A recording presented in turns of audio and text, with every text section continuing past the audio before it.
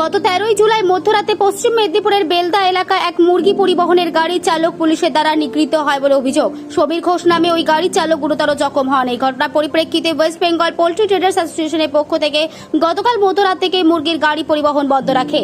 এই ঘটনার পর থেকে ওয়েস্ট বেঙ্গল পোল্ট্রি ট্রেডার্স অ্যাসোসিয়েশনের পক্ষ থেকে সিদ্ধান্ত গ্রহণ করা হয় অনির্দিষ্টকালের জন্য পরিবহন বন্ধ রাখার। তবে এই বিষয়ে গতকাল নবান্নে অ্যাসোসিয়েশনের সদস্যদের ডাকা হয় সমস্যা সমাধানের জন্য। তবে মুরগি পরিবহন ব্যবসায়ীরা সিদ্ধান্ত অনড়ে থাকে, যার ফলে গতকাল রাত থেকে এর প্রভাব পড়ে। আজ সকাল 10টায় পূর্ব মেদিনীপুরে পাঁশকুড়া একটি সাংবাদিক বৈঠকে ডাকা হয় ওয়েস্ট বেঙ্গল পোল্ট্রি ট্রেডার্স অ্যাসোসিয়েশনের পক্ষ থেকে। হ্যাঁ, পুরোপুরি রাজ্য জুড়ে ধর্মঘট চলছে আর মধ্যরাত্রি থেকে কার্যকারী হয়েছে। কালকে আমাদের সরকারি পক্ষ থেকে মেল আসায় আমরা ওখানে উপস্থিত হই। ওখানে আলোচনার মাধ্যম দিয়ে ওনারা আমাদের কিছু দাবি ছিল